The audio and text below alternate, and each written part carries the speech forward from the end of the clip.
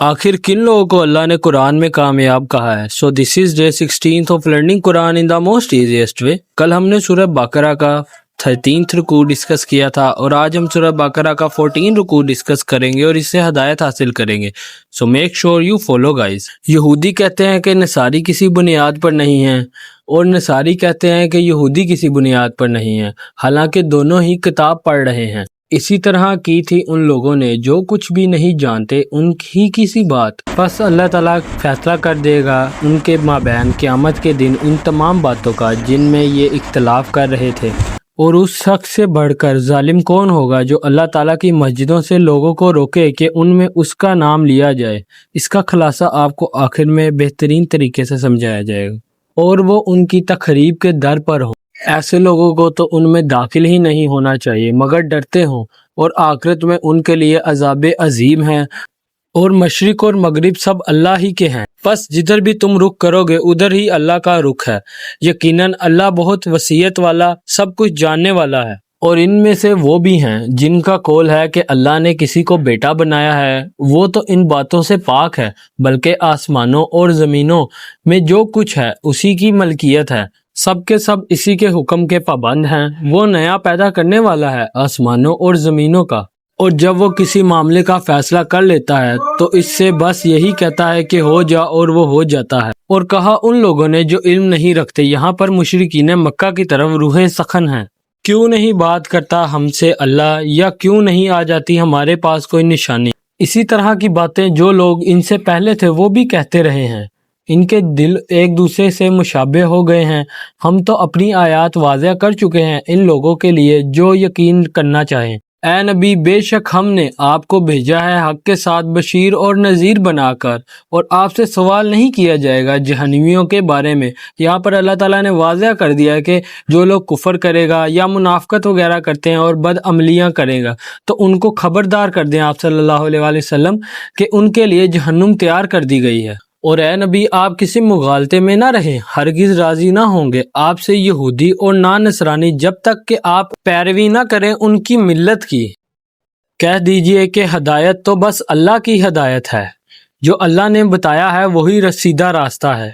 और ए नबी, अगर आपने इनकी ख्वाहिशात की पैरवी की उस इल्म के बाद जो आपके पास आ चुका है, तो नहीं होगा अल्लाह के मुकाबले में आपके लिए कोई मददगार और ना हमायतीन। माज़अल्लाह, वो लोग जिन्हें हमने किताब दी है इसकी तिलावत करते हैं जैसा कि इसकी तिलावत का हक है, वही हैं जो इस पर ईमान रखते हैं, और जो इसका कुफर करेगा तो वही लोग हैं खसारे में रहने वाले। ए औलादे यकूब, याद करो मेरे उस इनाम को जो मैंने तुम पर किया, और ये कि मैंने तुम्हें फजीलत दी थी अहले इल्म पर।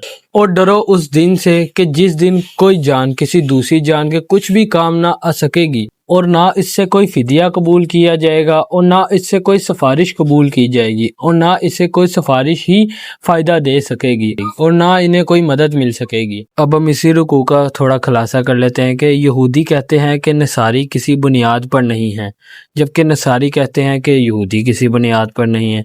इनकी कोई हैसियत नहीं है, कोई जड़ बुनियाद नहीं है, जबकि अंसारी भी यही कहते हैं और यहूदी भी यही कहते हैं। इन दोनों ग्रोहों के आपस में यही इख्तलाफात हैं, हालांकि ये दोनों ही किताब पढ़ रहे हैं। फिर अल्लाह ताला आगे फरमा रहे हैं कि बस अल्लाह ताला फैसला कर देगा इनके माबैन क़यामत के दिन इन तमाम बातों का जिनमें ये इख्तलाफ कर रहे हैं।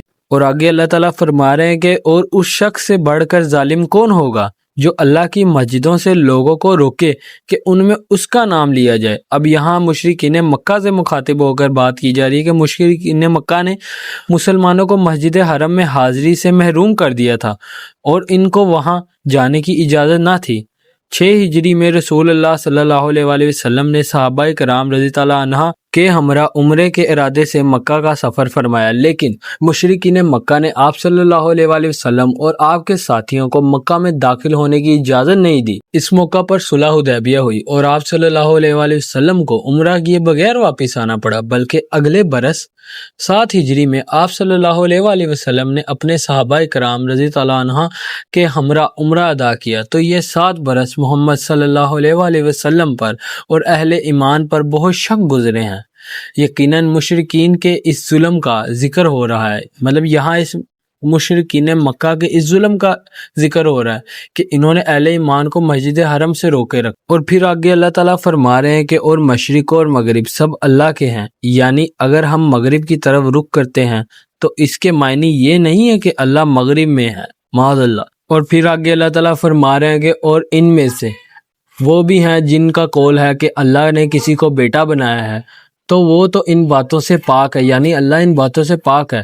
اب یہ دیکھیں، ظاہر بات ہے کہ یہاں پر پھر اہل مکہ ہی کی طرف اشارہ کیا جا رہا ہے، جن کا یہ قول تھا کہ اللہ نے اپنے لیے اولاد اختیار کی ہے، یعنی وہ کہتے تھے کہ فرشتے اللہ تعالیٰ کی بیٹیاں ہیں، نعوذ باللہ۔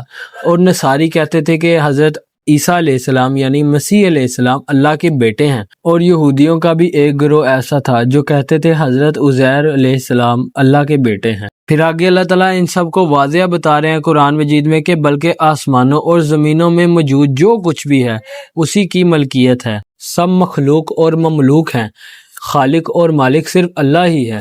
پھر آگے اللہ تعالیٰ یہ فرما رہے ہیں کہ اے نبی، بے شک ہم نے آپ کو بھیجا ہے حق کے ساتھ بشیر اور نذیر بنا کر۔ اب یہاں یہ بتایا جا رہا ہے کہ آپ صلی اللہ علیہ وسلم کی بنیاد حیثیت یہ ہے کہ آپ اہل حق کو جنت اور اس کی تمام تن نعمتوں کی بشارت دیں، اور جو غلط راستے پر چل رہے ہیں، مطلب جو غلط راستہ اختیار کرے، یعنی منافقت میں مبتلا ہوں، ملحد ہوں اور بد عملی کریں، ان کو آپ خبردار کر دیں کہ ان کے لیے جہنم تیار کر دی گئی ہے۔ پھر آگے اللہ تعالیٰ فرما رہے ہیں کہ کہہ دیجئے ہدایت تو بس اللہ کی ہدایت ہے۔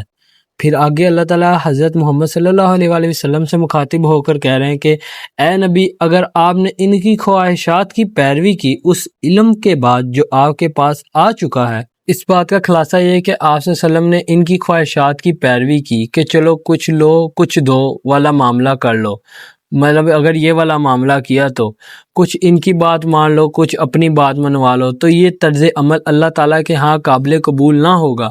مکہ میں قریش کی طرف سے اس طرح کی پیشکش کی جاتی تھی کہ کچھ اپنی بات منوا لیجئے، کچھ ہماری بات مان لیجئے، یعنی کمپرومائز کر لیجئے۔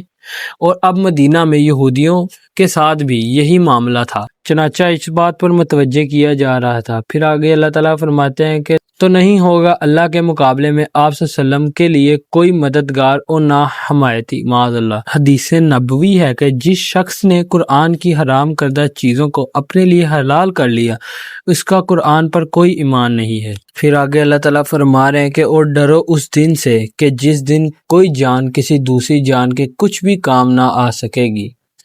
یہ تھا سورۃ بقرہ کا 14th رکوع۔ کل ہم سورۃ بقرہ کا 15th رکوع ڈسکس کریں گے اور اس سے ہدایت حاصل کریں گے۔ Make sure you follow guys. جزاک اللہ۔